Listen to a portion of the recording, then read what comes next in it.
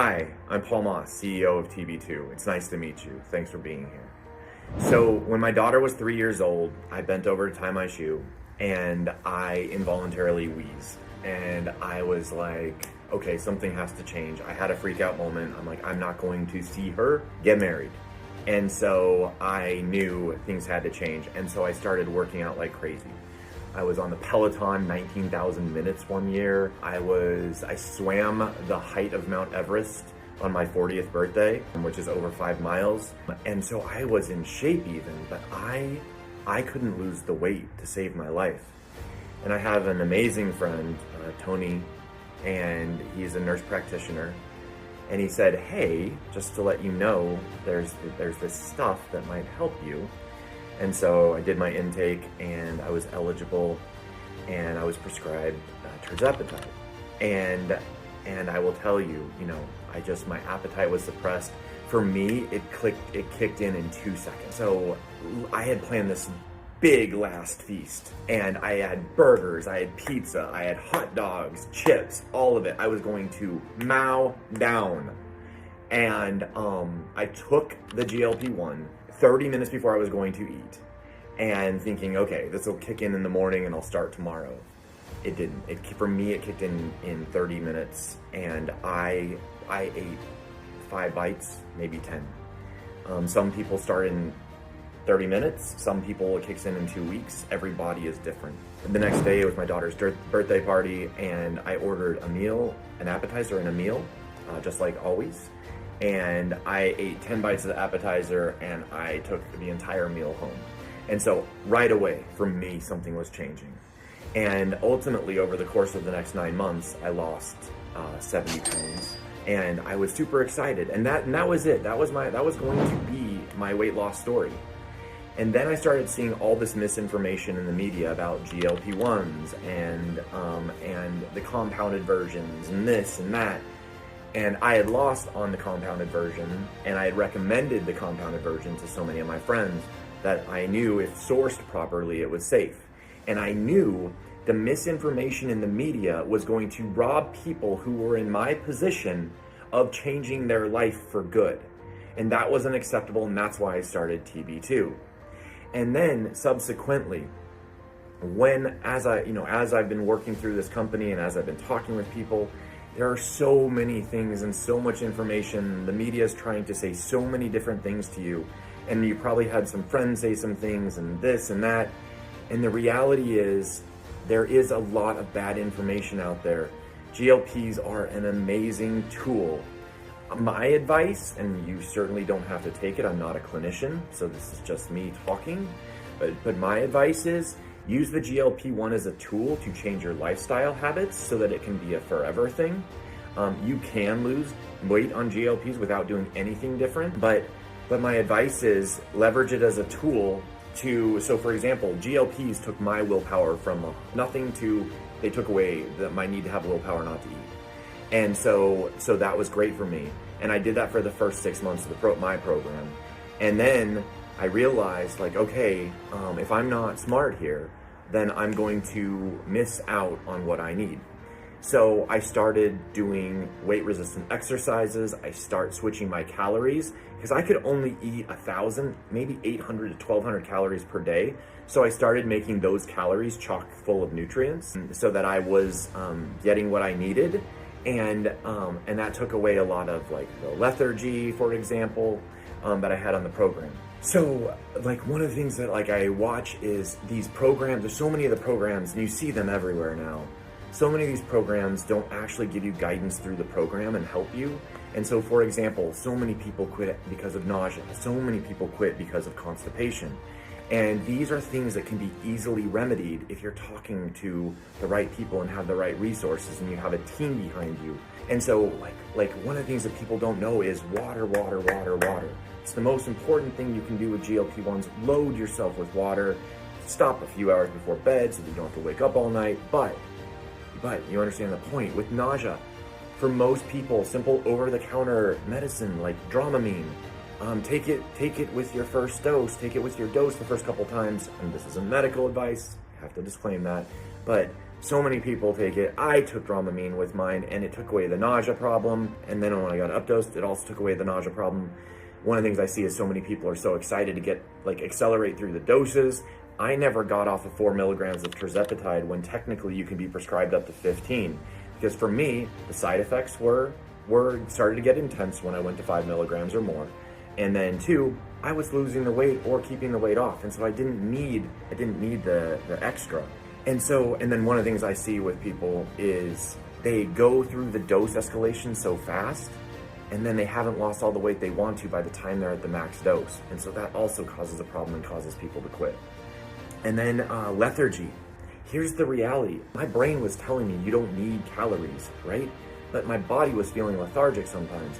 And I realized, okay, calories are energy. We need calories to live. I can't take away all the calories just because.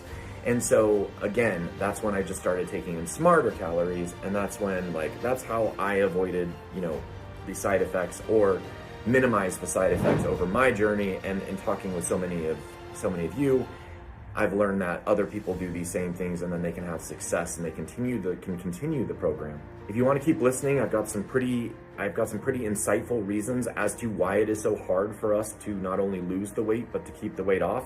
We're fighting society, we're fighting marketing, we're fighting our brains, fighting our bodies, and I'll be going through that. If that's not of interest to you, you can cut off now, but if you want to stay on board, let's keep talking. These are some of the things that I've learned. So one of the things I knew about was yo-yos, right? And I had experienced it. I can't remember all the terms. There was paleo, carnivore. There are all these diets, and you can lose money. You can lose money. That's not good. What you want to lose is weight, not money. So you lose the weight, and then you gain it right back, and sometimes you gain it back even more. I was trying to learn more about this and why. And the psychology is, our brains and our evolution isn't used to us having a grocery store on every corner, or they're not used to us having even a refrigerator, historically speaking, right? And so our body and our brain are saying, like, hey, we don't know when the next buffalo herd is going to wander past our cave. And so we need to eat, and we need to store up fat so that we can live through a winter when food is scarce. But now we have so much food, it's in such prevalence that the evolution hasn't caught up with that. So one of the things that I learned is, obviously, people over in China or Japan are acutely aware that there are forks as a utensil to deliver food to your mouth, right? They don't use them. They use chopsticks. Do you know why they use chopsticks? Because that titrates the intake so that they can listen to their body and know when they're full. Super smart, right? So that they're not doing that overindulgence. One of the reasons we have overindulgence is back in the 1970s, when all the smoking companies were starting to get hit by the government and getting hit by, smoking's bad for you. All these companies were worried, how are we going to continue revenue, continue growing? And so what they did is, the smoking companies, they started buying food companies, and they started taking their addiction engineers from the smoking, and they started moving them over to food. Okay, and so that's why do we need to keep on eating that Lay's potato chip? Why do we need to have that last piece of pizza even when we know we're full, right? At least I shouldn't speak for you, but that was me. Maybe that's not you, but that was definitely me. And one of the reasons is because our body doesn't recognize a lot of what we eat as food. That's simple. It's one of the reasons we don't get the signals back to our brain saying, hey, you're full, because our body's getting the calories, but it's not recognizing those calories as food. And then back to the cave story, our brain and our body is always trying to get to our biggest weight, because that's when it feels like we're safest, when we have the biggest belly, because we can live the longest or sustain the longest off of hunger or starvation. And so all of these things are working against us. And the last thing that I'll share in this video, and I'm happy to talk with people, or we can have more conversations, but one of the things that I learned is that our brain remembers things in blockchain. And so from our perspective, let's say we got a promotion at work. So we're excited, obviously. So we're like, okay, I'm going to have a drink tonight to celebrate, right? Or I'm going to go out to dinner and have a lavish meal to celebrate. Or let's say we're sad. Let's say our significant other broke up with us, and we're like, you know what? I'm going to eat my sorrow away, or I'm going to drink my sorrow away. So in our brains, in our conscious, we tie the celebration or the excess calories. We tie those excess calories to that one event. But that's not how our brain works. Our brain looks at it like this. So let's say we went on a walk that day and we saw a Dalmatian, okay? And so let's say, we continued on, and let's say we called our mom that day to say, hi, how are you doing? And I love you. Let's say like later on in the day, let's say we had a phone call where, we heard that there was a plan to go to the pool on Saturday. And our day continues on and we get our promotion. Our day continues, we drive home and somebody cuts us off on the way home from work. And then we get home and let's just say we do something like we take a shower to get ready to go out. Okay, and then we go out to eat. What we don't account for is that while we in the conscious account that celebration dinner on the promotion, we might see a Dalmatian that triggers that desire for that extra calories. We might see an ad on TV of somebody going on a walk. That might trigger it. And so all of these things can trigger us. And so we're fighting this huge battle.